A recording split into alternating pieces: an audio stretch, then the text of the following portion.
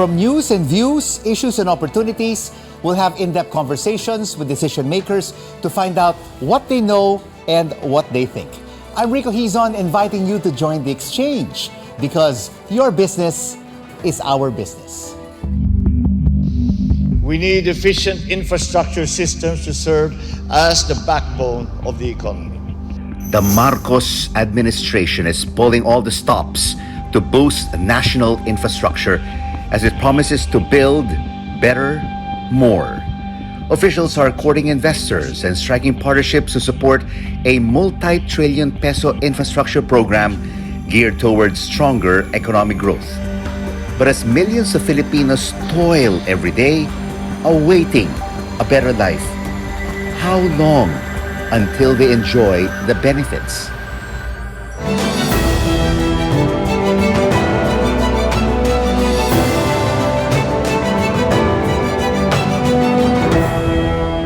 The Marcos administration has an ambitious infrastructure program worth trillions of pesos with the aim to boost growth and level up the lives of Filipinos. Let's now have an exchange with Finance Secretary Benjamin Diokno.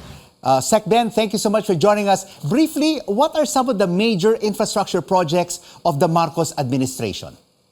There are some 194 major projects, of which 47 are of PPP variety, okay? And which is worth half of that, which is 9 trillion pesos. The whole project, the whole program is worth 9 trillion pesos, and half of that will be through public-private partnership. And what are the big items? For example, we'll focus on, say, ferry systems, hospitals, ports, railways, toll roads, busways, airports. Yeah. So that broadly will be the focus of this infrastructure program. It is indeed a very ambitious plan of the Marcos administration for its infrastructure projects. And you and other economic managers, Secretary Ben, recently came back from Washington, D.C. Are foreign investors excited with the administration's efforts to attract infrastructure investments? Very excited. We've been to not only Washington, D.C., but also in London and Frankfurt. And of course, we went to Davos also. And there's a lot of interest on the Philippines because we have a very nice narrative to say, you know. I've been in government for almost 35 years. I've seen the ups and downs of the Philippine government. But I said, this is our moment. All the stars are aligned. This is the ideal time for investors to invest in the Philippines. Are there particular projects that foreign investors are looking at in this private-public partnership scheme? There are areas like telco. They're interested there. Digitalization. Also, because we recently opened up renewable energy. Renewable energy now is 100% can take in 100% ownership, and so there's a lot of focus on renewable energy, solar, wind, tidal, etc. And when we went in China, they were also interested in importing our durians. You know that almost all the contractors we talked to are also interested in bigger trade with the Philippines. So with the government's very proactive approach in promoting its infrastructure projects, our kababayans also want to find out which projects will finish within the 6-year Marcos administration. Secretary Diokno. Well, most of the projects that we started under the previous administration will be completed. Like there's some railway project from Manila to Clark City, right? The new Clark complex. There will be some projects that will be the subway projects. For example, the biggest project that we have invested in will be completed sometime in 2027, 2028. But some airports that we have done, we are going to convert them into we allow the private sector to manage them. For example, the one we completed in Bicol, that we plan to turn it over to the private sector to run it.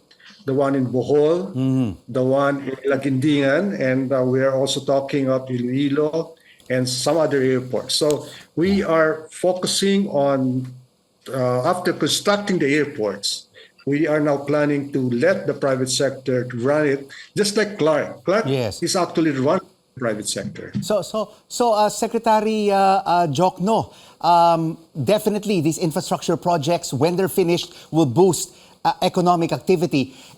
But we also want to find out what will be the sources of funding for priority infrastructure projects. Will it be ODAs, official development assistance, private-public partnerships, or money from the government itself? It's a combination. There will be money from the government through the national budget. We want to make sure that 5 to 6% of our GDP will be funded for infrastructure, and that most of it will come from the national budget. But there will also be ODA, official development assistance, and there will be, of course, public-private partnership, and of course some bilateral agreement also. So it will be a good mix of all these three funding structures. And the country, our Secretary, has taken strides towards economic liberalization in the past administration. We saw the amendment of the Public Services Act, the Foreign Investment Act, Right. Retail Liberalization Act. Have these actually boosted government efforts to attract more investors to infrastructures, including utilities like telco, power, and water? Definitely, as I explained in our economic briefing, I said we didn't sit idly by during the pandemic and let the virus to subside. No, we actually did these structural reforms, and you mentioned the Public Service Act. By doing that, we opened up telco, we opened up toll roads, we opened up shipping to foreign investors, and as I mentioned earlier, we recently opened up also renewable energy. And so there's a lot of interest in those areas. And these are big ticket items, Rico. Indeed, things are looking up with the infrastructure projects of this administration to boost economic growth of the Philippines. Thank you so much for this infrastructure program exchange, Finance Secretary Benjamin Diokno. And now here's a rundown of the week's top business stories. The National Economic and Development Authority Board approved provisions for social protection amid rising prices and the looming impact of El Nino. The Bangko Sentral ng Pilipinas reports remittances totaled $2.86 billion in February, the lowest in 9 months. And NEDA says President Bongbong Marcos approved the proposed executive order operationalizing tariff commitments under the Regional Comprehensive Economic Partnership, or RCEP. And straight ahead on the exchange, where your business is our business. Manila counts Tokyo among its main partners in infrastructure development. We have an exchange with the Japan International Cooperation Agency next. And what can ordinary Filipinos expect from the Marcos government's multi-trillion peso infrastructure initiatives? We get the thoughts of a think tank straight ahead. Keep it right here on CNN Philippines. News you can trust.